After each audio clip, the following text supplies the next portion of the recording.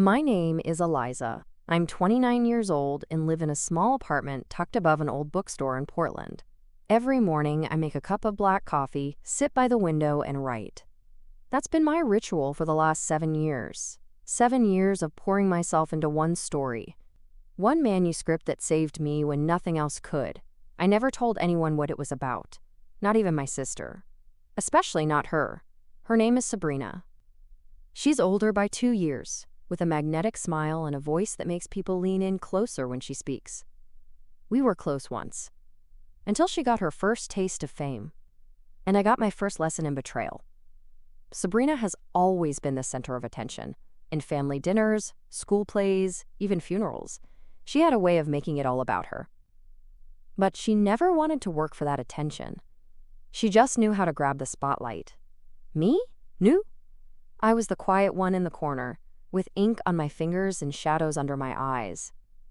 My family called me intense. Sabrina was vivacious.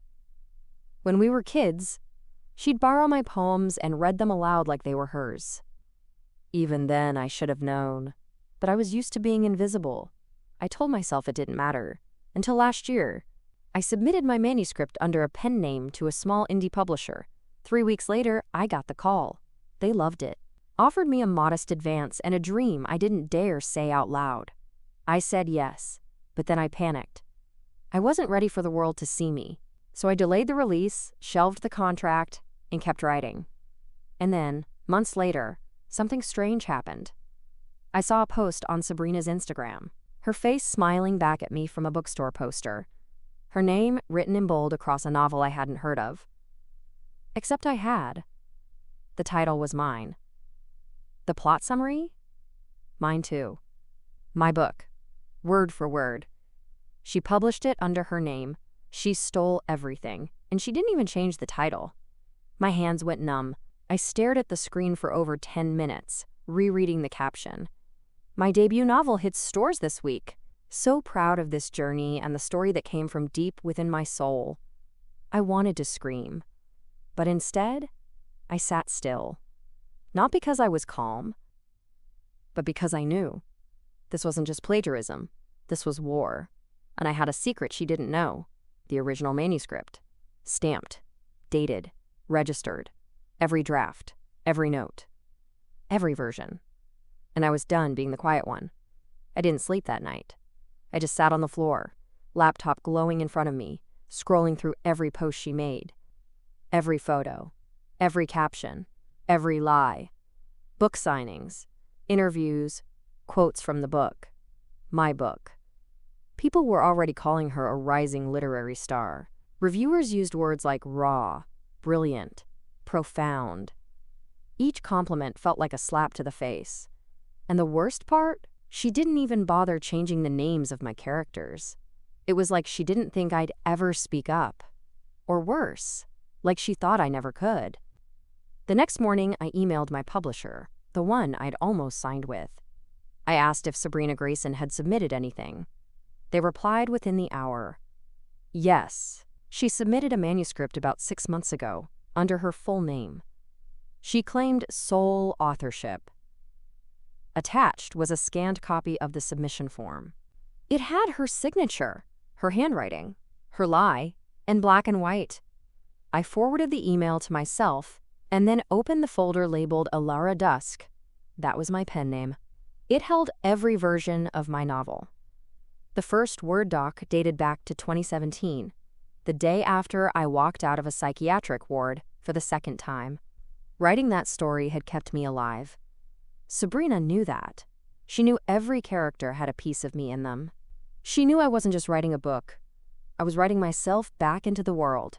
And she took that and packaged it as her own story. Her healing journey. She was going on tour now, cities lined up like dominoes. L.A., Seattle, Chicago. And next week, Opal, Portland, home. I closed the laptop and sat still. Not angry, not broken, just cold. Like something inside me had snapped.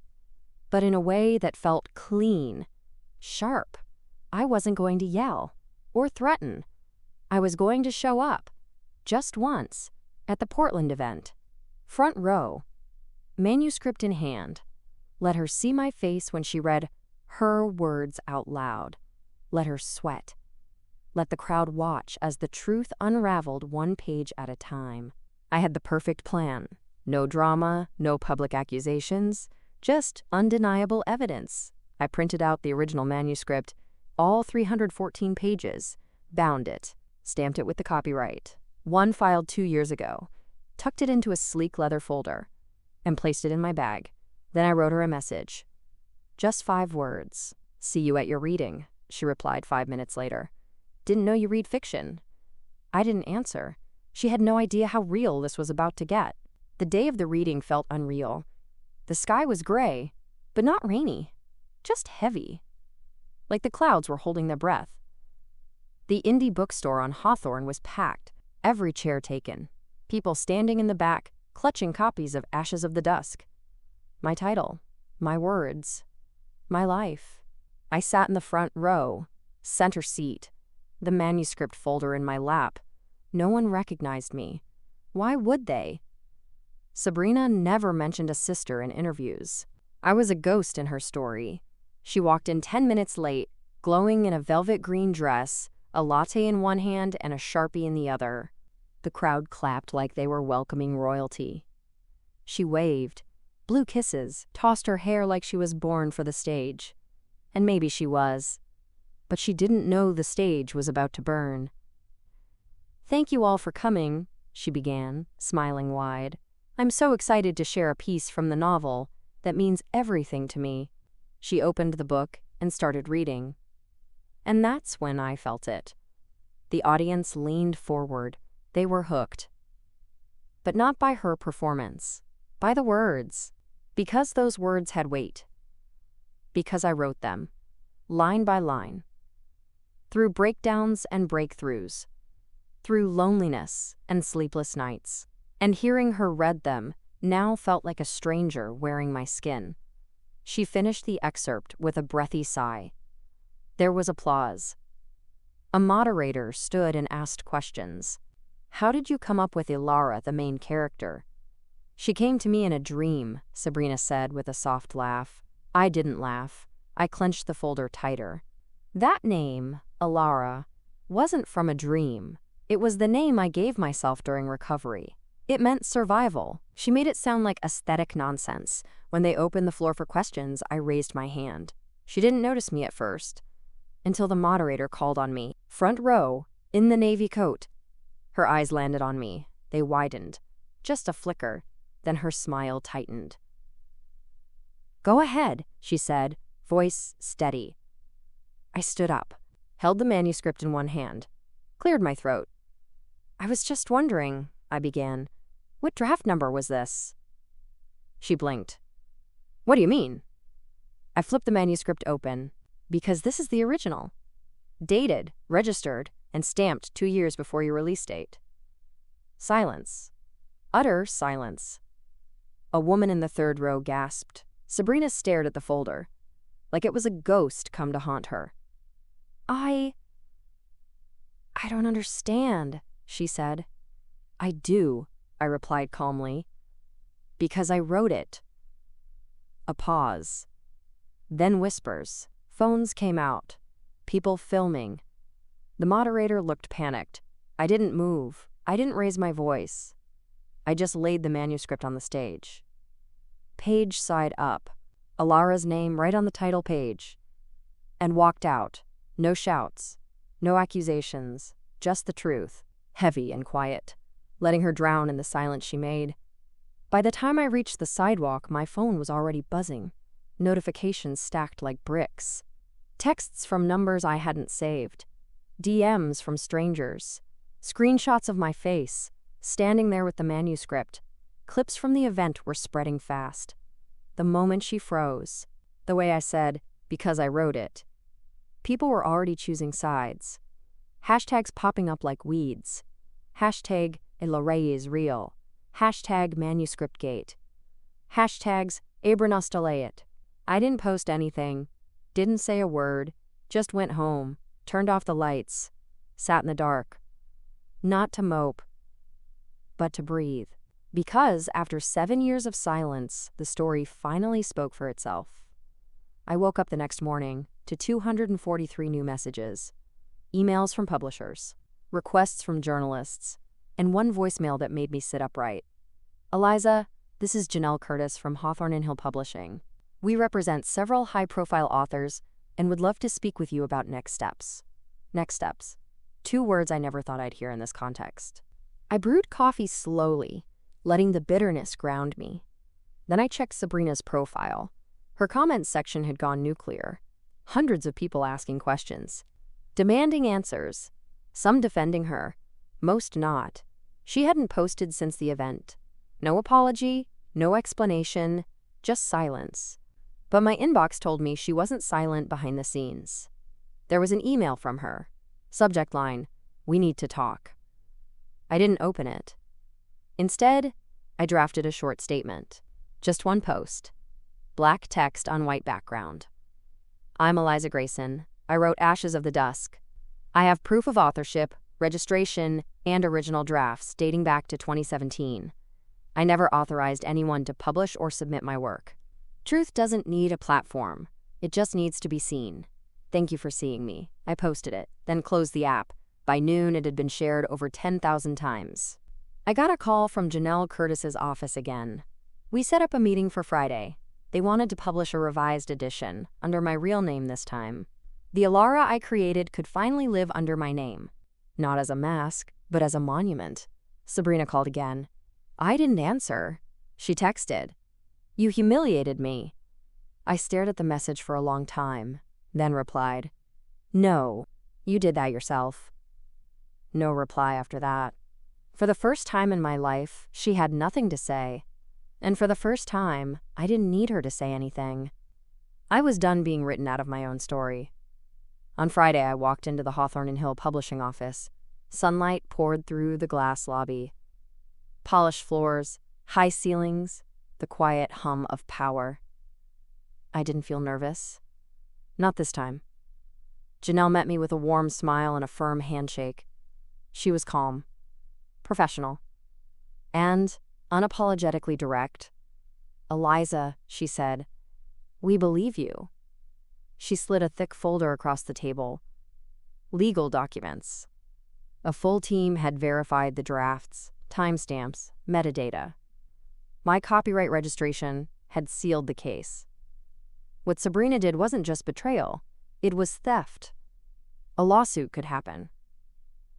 But they wanted to offer something more immediate. We'd like to publish Ashes of the Dusk again, Janelle said. This time properly, with your name. I didn't cry, I didn't jump, I just nodded. Like my heart already knew this moment would come. We signed the paperwork, set a release date. They promised to reprint and repackage. They'd even include a note from the author, me, a section titled, The Real Story Behind the Story. I left the building lighter than I'd felt in years. But the lightness didn't last long. Because when I got home, there she was, Sabrina. Sitting on the steps outside my building, sunglasses hiding most of her face. She stood when she saw me. Eliza, she said, please, can we talk? I didn't invite her in. I didn't even sit down. She fidgeted, nervous, like a kid caught sneaking out. I messed up, she began. I wasn't trying to hurt you. I didn't think you'd do anything with it. You never published. I thought it would just sit there forever. That was her apology. She didn't think I'd do anything. Not regret. Not remorse. Just disappointment that I finally stood up. I looked her straight in the eye. So you took it because I was silent. She nodded slowly. You always were the quiet one. I thought maybe I could give your words a life. I shook my head. They already had a life. You just stole it. Silence. Then she asked what I knew was coming. Are you going to sue me? I didn't answer right away. Not because I didn't know, but because I wanted her to sit in the uncertainty. She wasn't used to that. I finally said, "Whether or not I take you to court, the damage is done. But not by me." She didn't reply. She just stared at the pavement like it might offer her a way out. I stepped past her, keys in my hand. Before I unlocked the door, I turned back. "I'm publishing the real version next month. Under my name." She flinched, like that hurt more than anything. I didn't expect her to apologize again. She didn't. Instead, she whispered, "I thought I could be you for a while." I paused, then said, "You never were, and now everyone knows it." Then I walked inside, closed the door behind me, and left her on the steps with nothing but the weight of her own shadow. The official press release came out 2 days later. It included my name, my story, my words, and for the first time, the world knew the truth. The publishing world buzzed with it, book blogs, literary forums, podcasts dissected the timeline like a crime thriller. Headlines called me the real Alara. Some called me brave, others called me ruthless. But no one called me invisible anymore. I got emails from readers saying the story had changed their lives. Even though they'd read it under someone else's name, they felt betrayed too. One message stood out. It read, "When I found out you wrote the book, I reread it. And this time, I saw the pain, the healing, the raw edges. She couldn't have written that. Only someone who lived it could." I stared at that message for a long time. It reminded me of why I started writing. Not for praise, not for fame, but for connection. To be understood in a world that never quite made space for me. Later that evening, I got a call from my mother, the first in over 6 months. I let it go to voicemail, then listened from the safety of my blanket cocoon. Her voice was tight, like she'd been crying but didn't want me to know. "Eliza, I don't know what happened between you and Sabrina, but this is tearing the family apart. Can't you talk to her? Fix things? You're sisters." I almost laughed. Fix things? Like I broke the vase and she just knocked it off the table? But I didn't laugh. I just sat still, letting her words sink in. They never saw Sabrina as the problem, because she was shiny. And I wasn't. Even now, they wanted me to be the fixer. The silent one, the one who cleaned up without making noise. Not anymore. I texted her back. A single sentence. "Tell her to apologize publicly, then we can talk privately." She didn't reply. Neither did Sabrina. But 3 days later, Sabrina posted a Notes app apology, full of vague language, no names, no direct admittance, just phrases like, "Mistakes were made, and I hope to grow from this." It was cowardly and transparent, but it didn't matter, because by now, readers had already moved on from her. The new edition of Ashes of the Dusk was on pre-order, with my name, my face, and my author's note. I wrote the final line of it that night. "This book was born from pain, but it lives in truth now. Thank you for reading the real version of me." I clicked save, closed my laptop, and for the first time in years, I felt whole. Not because the world finally saw me, but because I finally stopped erasing myself. The week the real edition dropped, I walked past the same bookstore where she held the reading. There was a new display in the window. Same cover. New name. Mine. Ashes of the Dusk. By Eliza Grayson. I didn't go inside, just stood there for a while, watching people pause to look at the display. One girl pointed at it and said, "That's the real author. She's amazing." Her friend nodded. They both walked in. I didn't follow. I didn't need to. I'd already walked through fire to get here. Let the rest come to me. That night, I got an email from a local book club. They were hosting a Q&A panel. They'd invited both me and Sabrina. She hadn't responded, but I had. I told them I'd show up, because I wasn't afraid of sharing space with her anymore. She could sit across from me and watch me do what she pretended to. Speak with truth, not performance. The night of the event, the room was full. More than full. People sat on the floor, lined up by the walls. The moderator started with questions about writing process, trauma in storytelling, resilience. I spoke honestly, gently, not to expose her again. but to reclaim my space. About halfway through, the moderator glanced at the door. Sabrina had arrived. Late. Again. She stood in the back. No makeup. Hair tied back. No one clapped. She didn't sit. Didn't speak. Just stood there. Watching. Maybe hoping to be seen. But I wasn't her mirror anymore. The last question came from a young man in the front. He asked, "What would you say to someone who's been betrayed by someone they trusted?" The room went still. All eyes on me. I didn't hesitate. "I'd say it's okay to hurt," I said. "It's okay to grieve. But don't let the betrayal be louder than your truth. Don't hand them the pen and let them finish your story. Write the ending yourself." There was a pause. Then applause. Real applause. I looked up once more.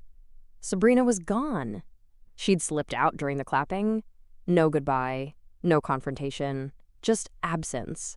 Her silence used to haunt me. Now it felt like peace. After the event, someone handed me a copy of the new edition to sign. As I opened the cover, I saw a note written in tiny handwriting. "Thank you for not staying quiet. Your voice helped me find mine." I signed it with a full heart and wrote one more thing beneath my name. "Keep writing. Even when they try to steal your story, it's still yours." The weeks that followed were quieter, not because the world stopped talking, but because I finally stopped needing to listen. The noise no longer controlled me. Not the praise, not the judgment, not even the questions. I still got them, of course. Emails asking if Sabrina and I had made up. Distant cousins texting to say, "Family should stick together." Even a message from our father. A single line. "You've embarrassed her enough.